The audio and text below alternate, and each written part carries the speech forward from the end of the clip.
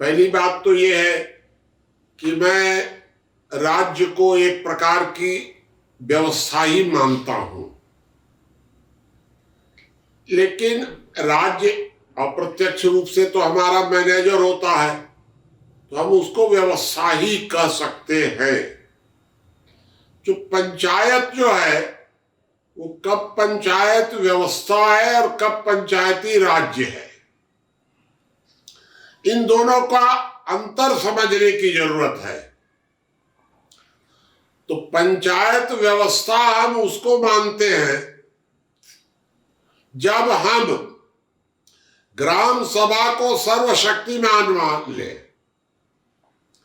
ग्राम सभा एक पंचायत का चुनाव करे, ग्राम सभा पंचायत को अधिकार दे, ग्राम सभा पंचायत के अधिकार ले सकती है।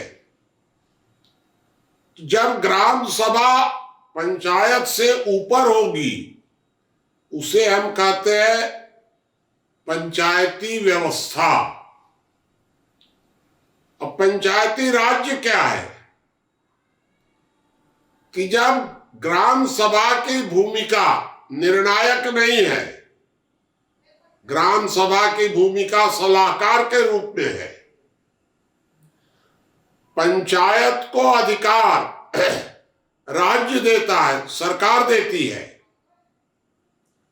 पंचायत को सारा फंड सरकार देती है। पंचायत से प्रश्न पूरे सरकार पूछती है, उसको हम कहते हैं पंचायती राज्य।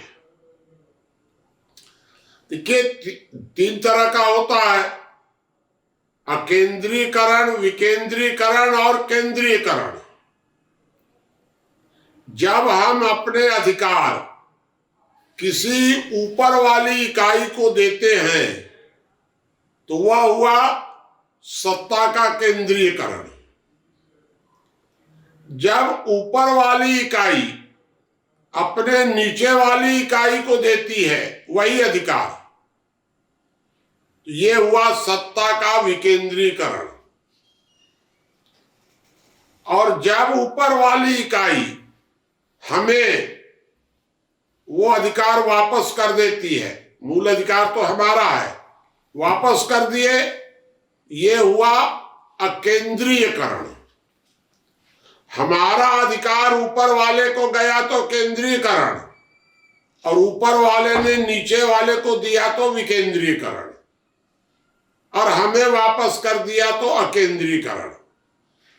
तो पंचायतों को अधिकार जब हम देते हैं तो वह हुआ केंद्रीयकरण, और जब पंचायतों को अधिकार राज्य देता हो तो वो हुआ विकेंद्रीकरण। ये दोनों के बीच में अंतर है।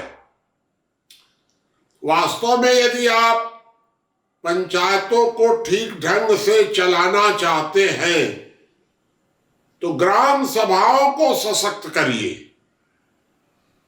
ग्राम सभाओं को यह अधिकार होना चाहिए, सत्ता का पूरी तरह अकेंद्रीकरण होना चाहिए, राज्य का कोई हस्तक्षेप नहीं होना चाहिए। राज्य पंचायतों को क्यों दे अधिकार? ग्राम सभाएं पंचायतों को दे। ग्राम सभाओं का दायित्व होगा कि ग्राम सभाएं पंचायतों को बनावे, पंचायतों को मॉनिटर करे। तो वर्तमान समय में भारत में पंचायती राज भी नाटक है, चल तो कुछ नहीं रहा है, लेकिन पंचायती राज का एक नाटक चल रहा है। पंचायत व्यवस्था नहीं चल रही है। संविधान में लिख दिया गया ग्राम सभाएं होंगी, ग्राम सभा सर्वोच्च होगी, लिख दिया गया। लिखा गया है संविधान में कि ग्राम सभाओं को 29 अधिकार दिए जाएंगे।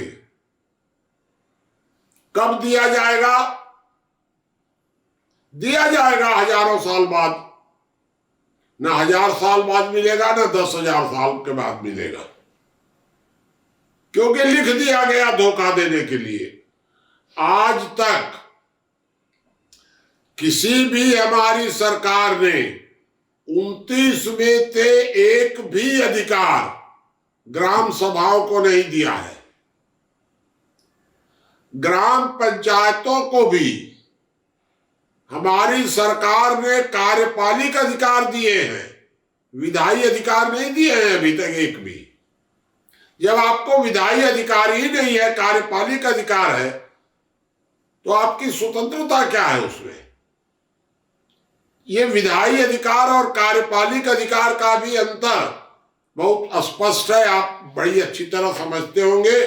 इसलिए मेरा आपसे सिर्फ एक निवेदन है कि पंचायती व्यवस्था और पंचायती राज, इसका अंतर समझिए।